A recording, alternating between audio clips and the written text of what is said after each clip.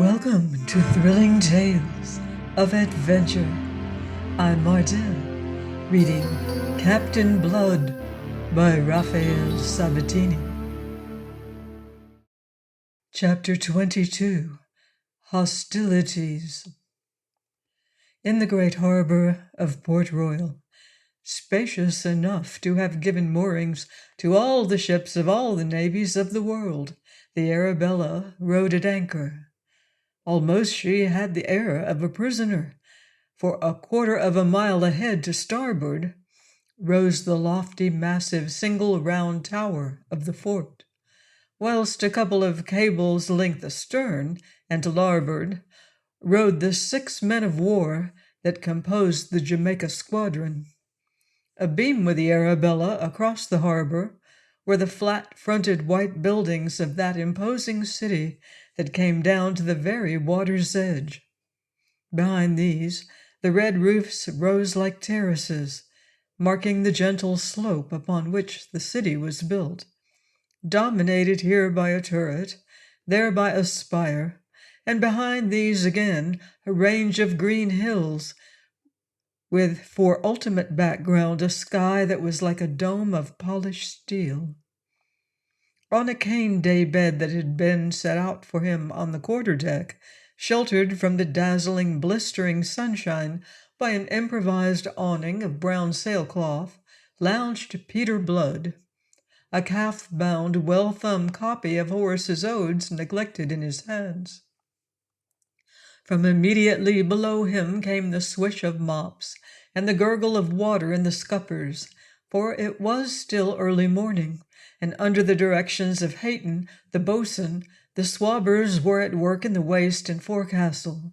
Despite the heat and the stagnant air, one of the toilers found breath to croak a ribald buccaneering ditty. For we laid her board, and we put her to the sword, and we sank her in the deep blue sea. So it's hey-ho and heave-a-ho, who'll sail for the main with me? Blood fetched a sigh, and the ghost of a smile played over his lean, sun-tanned face.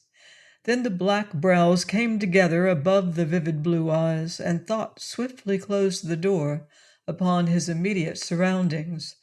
Things had not sped at all well with him in the past fortnight, since his acceptance of the king's commission. There had been trouble with Bishop from the moment of landing. As Blood and Lord Julian had stepped ashore together, they had been met by a man who took no pains to dissemble his chagrin at the turn of events and his determination to change it. He awaited them on the mole, supported by a group of officers. "You are Lord Julian Wade, I understand," was his truculent greeting. For Blood at the moment he had nothing beyond a malignant glance. Lord Julian bowed. "I take it I have the honor to address Colonel Bishop, Deputy Governor of Jamaica."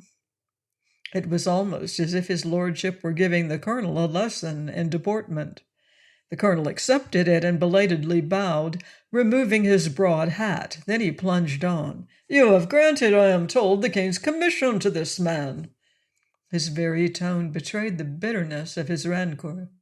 "Your motives were, no doubt, worthy, your gratitude to him for delivering you from the Spaniards, but the thing itself is unthinkable, my lord. The commission must be cancelled." "I don't think I understand," said Lord Julian distantly. "Oh, to be sure you don't, or you'd never have done it. The fellow's bubbled you. Why, he's first a rebel, then an escaped slave, and lastly a bloody pirate. I've been hunting him this year past." "I assure you, sir, that I was fully informed of all. I do not grant the king's commission lightly." "Don't you, by God? And what else do you call this? But as His Majesty's Deputy Governor of Jamaica, I'll take leave to correct your mistake in my own way." "Ah, and what way may that be?" "There's a gallows waiting for this rascal in Port Royal." Blood would have intervened at that, but Lord Julian forestalled him.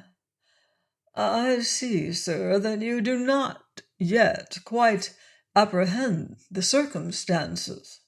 If it is a mistake to grant Captain Blood a commission, the mistake is not mine. I am acting upon the instructions of my Lord Sunderland, and with a full knowledge of all the facts. His lordship expressly designated Captain Blood for this commission, if Captain Blood could be persuaded to accept it. Colonel Bishop's mouth fell open in surprise and dismay. Lord Sunderland designated him? He asked, amazed. Expressly. His lordship waited a moment for a reply. None coming from the speechless deputy governor, he asked a question. Would you still venture to describe the matter as a mistake, sir? And dare you take the risk of correcting it? I had not dreamed. I understand, sir. Let me present Captain Blood. Perforce Bishop must put on the best face he could command, but that it was no more than a mask for his fury and his venom was plain to all. From that unpromising beginning, matters had not improved. Rather had they grown worse. Blood's thoughts were upon this and other things as he lounged there on the daybed. He had been a fortnight in Port Royal, his ship virtually a unit now in the Jamaica squadron, and when the news of it reached Tortuga and the buccaneers who awaited his return, the name of Captain Blood, which had stood so high among the brethren of the coast, would become a byword, a thing of execration, and before all was done, his life might pay forfeit for what would be accounted a treacherous defection. And for what had he placed himself in this position? For the sake of a girl who avoided him so persistently and intentionally that he must assume that she still regarded him with aversion. He had scarcely been vouchsafed a glimpse of her in all this fortnight, although with that in view for his main object he had daily haunted her uncle's residence, and daily braved the unmasked hostility and baffled rancor in which Colonel Bishop held him. Nor was that the worst of it. He was allowed plainly to perceive that it was the graceful, elegant young trifler from St. James, Lord Julian Wade, to whom her every moment was devoted. And what chance had he, a desperate adventurer with a record of outlawry, against such a rival as that, a man of parts, moreover, as he was bound to admit? You conceive the bitterness of his soul. He beheld himself to be as the dog in the fable that had dropped the substance to snatch at a delusive shadow. A boat that had approached unnoticed from the shore came scraping and bumping against the great red hull of the Arabella, and Eureka's voice sent up a hailing shout. From the ship's belfry 2 silvery notes ran clear and sharp, and a moment or two later the boatswain's whistle shrilled a long wail. The sounds disturbed Captain Blood from his disgruntled musings. He rose, tall, active, and arrestingly elegant, in a scarlet gold-laced coat that advertised his new position, and slipping the slender volume into his pocket, advanced to the carved rail of the quarter-deck just as Jeremy Pitt was setting foot upon the companion. "A note for you from the deputy governor," said the master shortly, as he proffered a folded sheet. Blood broke the seal and read. Pitt, loosely clad in shirt and breeches, leaned against the rail the while and watched him, unmistakable concern imprinted on his fair, frank countenance. Blood uttered a short laugh and curled his lip. "It is a very peremptory summons," he said, and passed the note to his friend. The young master's gray eyes skimmed it. Thoughtfully, he stroked his golden beard. "You'll not go," he said between question and assertion. "Why not? Haven't I been a daily visitor at the fort?" "But it'll be about the old wolf that he wants to see you. It gives him a grievance at last. You know, Peter, that it is Lord Julian alone has stood between Bishop and his hate of you. If now he can show that— What if he can? Blood interrupted carelessly. Shall I be in greater danger ashore than aboard, now that we've but 50 men left, and they lukewarm rogues, who would as soon serve the king as me? Jeremy, dear lad, the Arabella's a prisoner here, bedad, twixt the fort there and the fleet yonder. Don't be forgetting that. Jeremy clenched his hands. Why did you let Wolverstone and the others go? He cried with a touch of bitterness. You should have seen the danger. How could I, in honesty, have detained them? It was in the bargain. Besides, how could their staying have helped me? As Pitt did not answer him. You see, he said and shrugged, I'll be getting my hat and cane and sword and go ashore in the cockboat. See it manned for me. You're going to deliver yourself into Bishop's hands, Pitt warned him. Well, well, maybe he'll not find me quite so easy to grasp as he imagines. There's a thorn or two left on me. And with a laugh, Blood departed to his cabin. Jeremy Pitt answered the laugh with an oath. A moment he stood irresolute where Blood had left him, then slowly, reluctance dragging at his feet, he went down to the companion to give the order for the cockboat. If anything should happen to you, Peter, he said as Blood was going over the side, Colonel Bishop had better look to himself. These 50 lads may be lukewarm at present, as you say, but sink me, they'll be anything but lukewarm if there's a breach of faith. And what should be happening to me, Jeremy? Sure now, I'll be back for dinner, so I will. Blood climbed down into the waiting boat, but laugh though he might, he knew as well as Pitt that in going ashore that morning he carried his life in his hands. Because of this, it may have been that when he stepped onto the narrow mole, in the shadow of the shallow outer wall of the fort, through whose crenels were thrust the black noses of its heavy guns, he gave the order that the boat should stay for him at that spot. He realized that he might have to retreat in a hurry. Walking leisurely, he skirted the embattled wall and passed through the great gates into the courtyard. 6 soldiers lounged there, and in the shadow cast by the wall, Major Mallard, the commandant, was slowly pacing. He stopped short at the sight of Captain Blood and saluted him as was his due. But the smile that lifted the officer's stiff mustachios was grimly sardonic. Peter Blood's attention, however, was elsewhere. On his right stretched a spacious garden, beyond which rose the White House that was the residence of the deputy governor. In the garden's main avenue that was fringed with palm and sandalwood, he had caught sight of Miss Bishop alone. He crossed the courtyard with suddenly lengthened stride. "Good morning to you, ma'am," was his greeting as he overtook her, and hat in hand now, he added on a note of protest, "Sure, it's nothing less than uncharitable to make me run in this heat." "Why do you run, then?" she asked him coolly, standing slim and straight before him, all in white and very maidenly, save in her unnatural composure. "I am pressed," she informed him, "so you will forgive me if I do not stay."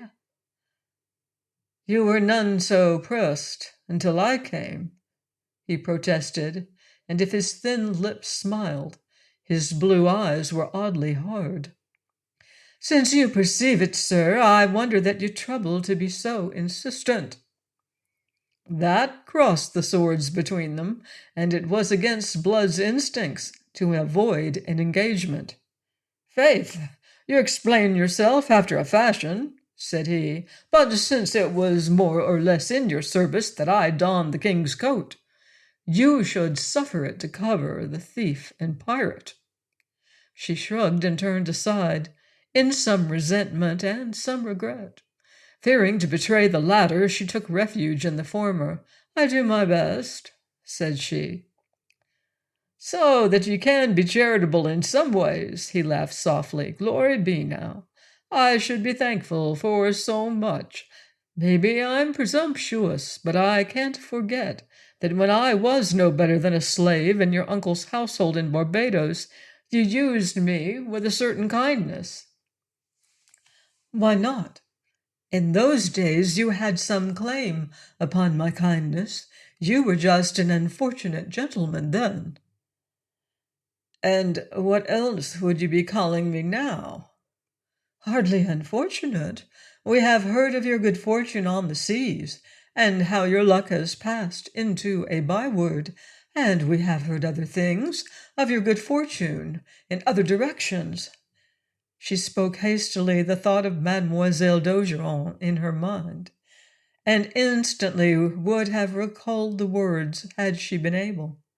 But Peter Blood swept them lightly aside, reading into them none of her meaning, as she feared he would. Ay, a deal of lies, devil a doubt, as I could prove to you. I cannot think why you should trouble to put yourself on your defense, she discouraged him, so that you may think less badly of me than you do. What I think of you can be a very little matter to you, sir. This was a disarming stroke. He abandoned combat for expostulation. Can ye say that now? Can ye say that, beholding me in this livery of a service I despise? Didn't ye tell me that I might redeem the past? It's little enough I am concerned to redeem the past, save only in your eyes. In my own, I've done nothing at all that I am ashamed of, considering the provocation I received. Her glance faltered and fell away before his own that was so intent. I can't think why you should speak to me like this, she said with less than her earlier assurance. Ah, now, can't ye indeed? He cried. Sure, then, I'll be telling ye. Oh, please. There was real alarm in her voice. I realize fully what you did, and I realize that, partly at least, you may have been urged by consideration for myself. Believe me, I am very grateful. I shall always be grateful. But if it's also your intention always to think of me as thief and a pirate, faith, you may keep your gratitude for all the good it's like to do me. A livelier color crept into her cheeks. There was a perceptible heave of the slight breast that faintly swelled the flimsy bodice of white silk. But if she resented his tone and his words, she stifled her resentment. She realized that perhaps she had herself provoked his anger. She honestly desired to make amends. You are mistaken, she began. It isn't that. But they were fated to misunderstand each other. Jealousy, that troubler of reason, had been overbusy with his wits as it had been with hers. What is it, then? Quoth he, and added the question. Lord Julian? She started and stared at him blankly indignant now. Ah, be frank with me, he urged her unpardonably. 'Twill be a kindness, so it will. For a moment she stood before him with quickened breathing, the color ebbing and flowing in her cheeks. Then she looked past him and tilted her chin forward. You are quite insufferable, she said. I beg that you will let me pass. He stepped aside, and with the broad feathered hat, which he still held in his hand, he waved her on towards the house. I'll not be detaining you any longer, ma'am. After all, the cursed thing I did for nothing can be undone. You'll remember afterwards that it was your hardness drove me. She moved to depart, then checked, and faced him again. It was she now who was on her defense, her voice quivering with indignation. You take that tone? You dare to take that tone? She cried, astounding him by her sudden vehemence. You have the effrontery to upbraid me because I will not take your hands when I know how they are stained, when I know you for a murderer, and worse. He stared at her open-mouthed. A murderer? I?